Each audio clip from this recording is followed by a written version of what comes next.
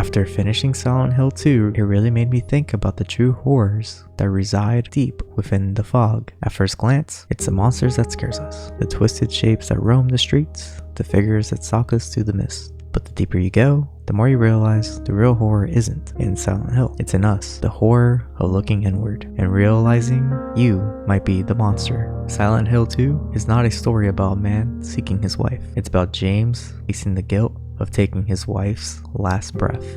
Silent Hill doesn't draw people in for a vacation, it calls them for judgment, to face, succumb to, or overcome their inner demons. Angela, Eddie, and James are all called here to confront what they've done. The town itself represents inner turmoil, a place where trauma takes physical form. The creatures in decay mirror their pain. For James, a suffocating fog. For Angela, an endless fire. Silent Hill is the mind turned inside out, a world where your guilt becomes your punishment. James Sunderland is a man broken by grief, repressing the memory of killing his wife.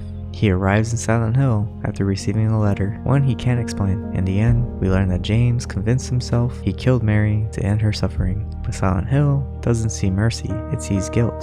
That letter, it wasn't from Mary, it was from his conscience, a call to judgment. As he walks through Silent Hill, he meets Maria, who appears suddenly. She's seductive, confident, and alive. She looks almost exactly like Mary, but not quite. That's because she isn't real. She's a manifestation born from James' mind, shaped by his longing and shame. Maria embodies temptation. She's Silent Hill's final trap, whispering, "Forget your pain, stay with me." But staying means surrendering to illusion, living forever in denial. Every time Maria dies, she forces James to relive the pain of Mary's death, to remember what he's done, and to face why he can't move on. Then there's the icon, Pyramid Head. We learn that his true purpose is not to be a traditional villain. Instead, Pyramid Head is like Virgil to Dante, a spiritual guide. He judges James through violence, the physical form of James' guilt, created to punish and remind him. When Pyramid Head kills Maria again and again, it's a ritual, a reenactment of Mary's death. And when James finally accepts what he's done, Pyramid Head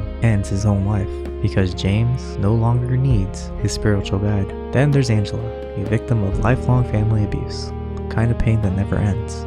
Her father and brother stole her innocence, and her mother abandoned her to that torment. When she first meets James, she says she's looking for someone, her mama. By the end, we realize she was searching for closure, maybe revenge. When James finds her in the fiery hallway, he says, "It's hot as hell in here." Angela replies, "It's always like this for me." As she walks up the burning stairway, we understand she's ending her suffering by her own hand. Her world burns endlessly, reflecting her anger and inner pain. Silent Hill didn't make her suffer, it simply showed what her suffering looked like.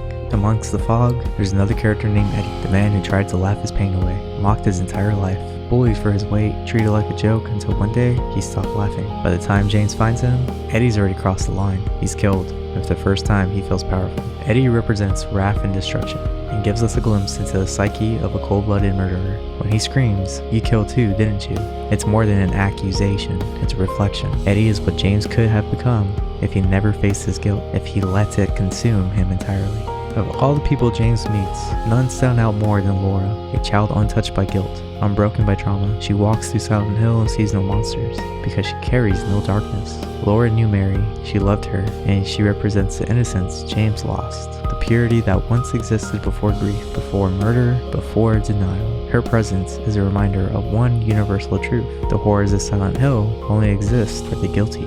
The endings you get in Silent Hill 2 depends on what kind of person you've become. If James leaves, he accepts his past, learns to live again, and walks through redemption. If he drowns, he surrenders, letting guilt pull him into the depths. And if he chooses Maria, he lost to illusion, forever trapped in denial. Each ending is a reflection of the same truth: you can't escape what you refuse to face. Silent Hill 2 isn't about escaping the fog, it's about facing yourself, because sometimes the scariest monsters lurk deep inside.